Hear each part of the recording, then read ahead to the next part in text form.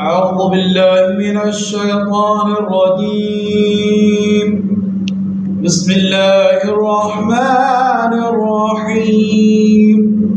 قل أعوذ برب الناس ملك الناس إله الناس